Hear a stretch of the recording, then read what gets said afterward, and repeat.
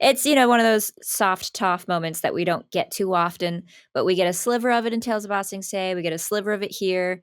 We see a sliver of it in Blind Bandit too, when she's, about to leave her parents and she's like, I love earthbending and I'm really good at it. Like, let me live my dream. And then they just want to lock her up more.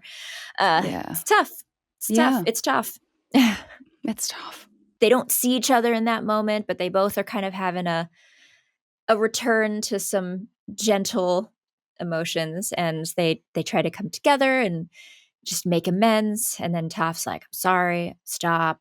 And the Katara's like, no, I want to go in on something with you. And Toph's like, what? what do you mean? Okay, sure. And Sokka and Aang are like, what's going on? So yeah, they apparently set out to do the ultimate scam, which we will soon see is the ultimate scam, but not in the way that Katara is hoping. So yeah, there's lots of bail money on the line for Toph. You never want to pull a scam with a goody two shoe. The goody two shoe when they want to do it. Like everybody out there that you try to do things, when the goody two shoe comes around and wants to do it with you, is never the right thing to do. No, it's not going to work. Don't do it with the goody two shoe. That's where you're going to get caught. Yep. Maybe not. Never do that. Yeah. Thank you, Rufio. I mean, Dante. Just be safe. Just be safe. Exactly. So yeah, I mean, which, it's a good idea. There's lots of bail money. And so she's like, all right, we'll just cash you in and then you can metal bend yourself out because they'll just toss you into prison, but you know how to metal bend and we'll get out. It'll all be fine.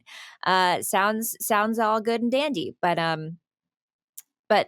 no, we've returned to the beginning of the episode and we watch this terrible, betrayal happen. And Toph's getting dragged away. Katara's ready to collect this reward. Things are going according to plan. And then she's put into a wood crate. Yes. Not metal. Yeah. Wooden. Not ideal. Quick note. When they caught Toph, also they had a net. They also had a net. Zuko just needed a net to catch. Not a lot of Zuko in this episode, but someone else is getting caught and they have a net. And there's nets happening. And they're very effective. I guess apparently to catch an airbender or an earthbender, you gotta have a net. A net's great. A net's amazing. Mm-hmm. Well, I don't think that they know. I don't know if they know anything. They know enough to put her in a wooden crate. Well, that's the question. Do they? I mean, do they? Is that canon? I don't know. That doesn't make sense because Sparky Boom Boom has told him some stuff. I mean, does he even talk Sparky Boom Boom? I feel like he doesn't. I don't think we ever hear him talk.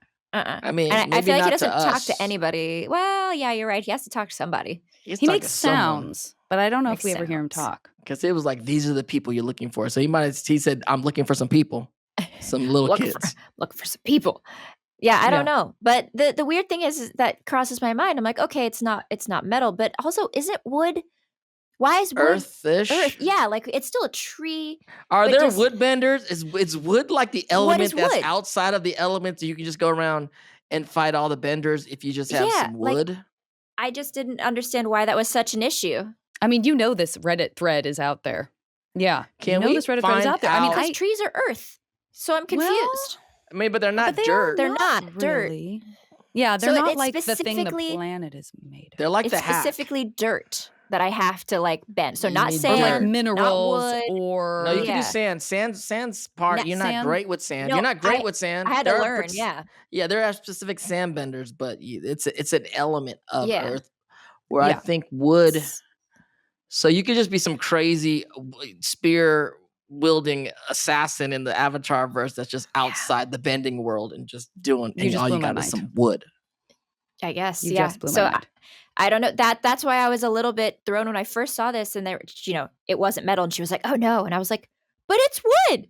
There are forests everywhere in the earth." No, okay. You could karate chop wood. I might be able to kick through a wooden thing. Maybe I might be able to. Anyway, Katara's waiting for money. This is all apparently going to plan, and then we have the wooden crate situation. And then we have a fun visit with Sparky Boom Man coming back into the picture.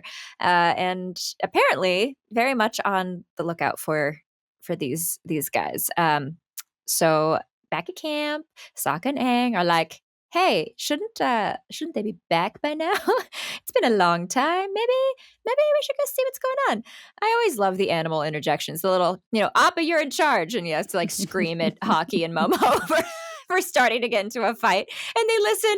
Oh, they're so Appa cute. always just knows the knowing that- assignment. Let's be honest. Appa knows Appa what's always up. knows the Nails assignment. it. I can appreciate What's that. up?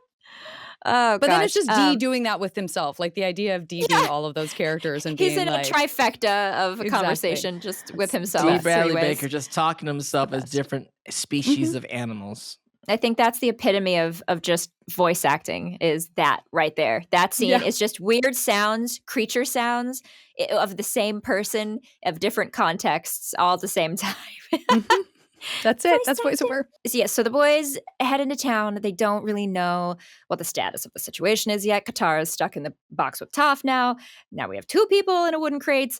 And then, the girls realize that they're actually bait for Aang, which makes sense. Everybody's trying to catch Aang with a net.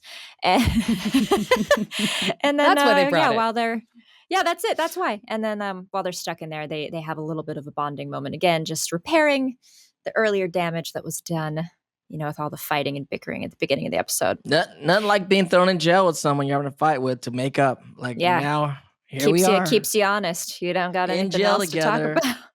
We're all bad now. All of us are bad. But but I agree. In truth, like it is kind of, this is one of those episodes where you're like, you know what? Sometimes it's good to have a fight with someone you care about because you see where the vulnerabilities come out and you do end up feeling stronger. You have a stronger bond with each other because you had that conflict than had you never had it at all. So I kind of love that message too. I went out and picked a fight with almost everyone I know just to see if like that would tighten our bond. There you go. I feel like, isn't that like a telling sign of like, the real people in your life? And like, if a conflict really causes a separation, then like how much of a friendship is it or a relationship? Say your real friends, if you've never been into like a real conflict with a friend, you might not be real friends. Yeah, but you don't have to start a conflict, but just don't start it. Don't be afraid of that because it can bring you closer to someone, right? Yeah, that's what we're saying. yeah, exactly. Conflict isn't always bad, just bad. Yeah,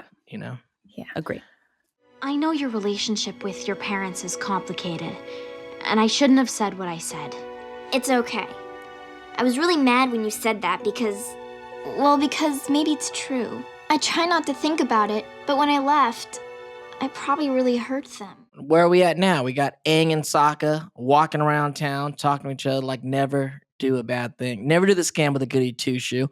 But they're like starting to sniff out something's wrong here because it's like a ghost town going on. And they don't see anybody. People. And they don't see Sparky Boom Boom Man on a rooftop until he takes a giant breath and Aang realizes what's happening like a split second before, and he pulls Sokka out of the way of imminent death. I was for sure immediate. Sokka would be dead from that Absolutely. one. And now all they can do is just try to avoid getting blown up. Now we cut back to the wood box. Toph tries to desperately get out, but they have no earth and no water. Or do they? They may not have Toph's meteor bracelet, but they do have sweat. Sweat. Yes, we see Katara sweating from her brow. I did think about the water bending when when Toph was like crying, when Katara was making Toph cry a little bit. I was like, take them tears and let's start doing something. Cry. They got the sweat. Sweat. And then they'll have it even more when Katara exerts herself. So all of a sudden, Katara up in here doing jazzercise and whatever. Or, she's doing calisthenics up in here. And a sweaty, she's making her stinky own genius. water. She was like running in place. Remember, was it Jane Fonda with the jazzercise back? Yes. This is old. That seems right. Thing. Y'all might not know about this. Oh yeah, it was Jane Fonda. Jane Fonda was doing this kind of stuff, and so was Katara. Katara was first, obviously. Right. So I'm sure a lot of you can think of another way she could have made water, but we're not going to go there. No. Go there. No. Back with Aang and Sokka. Although you could have done that. I mean, waterbender, you can always make water. It's not bad. See, that's a problem. You start thinking about it, and then you're like, well, I mean, technically. Let's make some water, y'all. Back and again, how much sweat did she make? Because that's like a sweat. I mean, doesn't need much. You only need a Doesn't little. much? Need much. No, Doesn't need much. Need it to be sharp, just a little sharp, Yeah. like a like floss, like dental And floss she sharp. There used you her go. magic water already that she always has, right, on Aang. Yeah. So that water's gone. That's right. So she used the sweat. Good old sweat bending, y'all. Good old sweat Good bending. old-fashioned sweat bending. Bend your ear for ad-free episodes with Avatar Braving the Elements Premium. Subscribe today on Apple Podcasts.